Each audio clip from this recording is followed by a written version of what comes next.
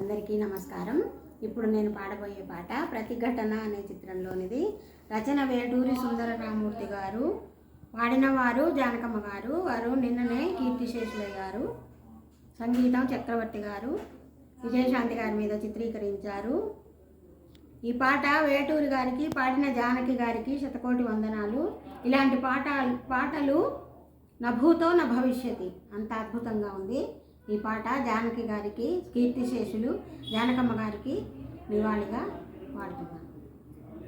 ఈ దుర్యోధన దుశ్శాసన దుర్వినీత లోకంలో రక్తాశ్రులు చిందిస్తూ రాసున్న శోకంతో మరో మహాభారతం ఆరవ వేదం మానభంగ పర్వంలో మాతృహృదయ నిర్వేదం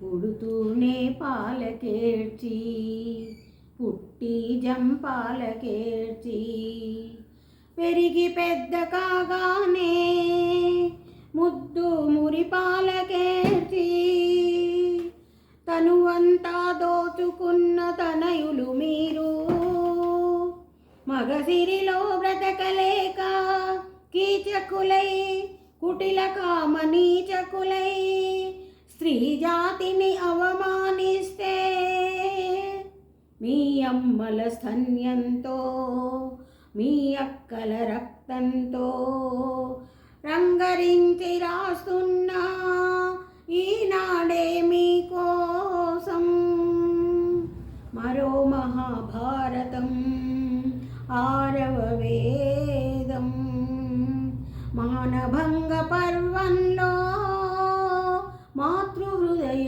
నిర్వేదం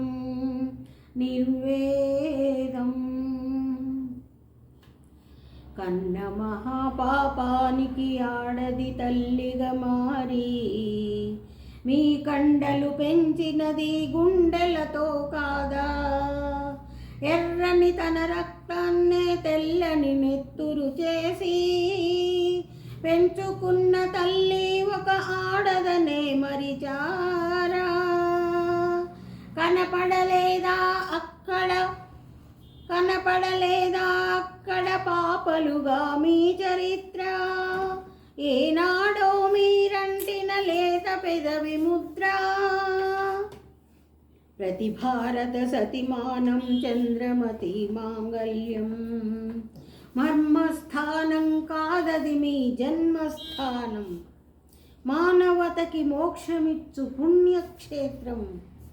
శిశువులుగా మీరు పుట్టి పశువులుగా మారితే మానవ రూపంలోనే దానవులై పెరిగితే సభ్యతకి సంస్కృతికి సమాధులే కడితే కన్నులుండి చూడలేని ధృతరాశుల పాలనలో భర్తలుండి విధవలైన ద్రౌపది ఆక్రందనలో నవశక్తులు యువశక్తులు నిర్వీర్యం అవుతుంటే ఏమైపోతుంది సభ్య సమాజం?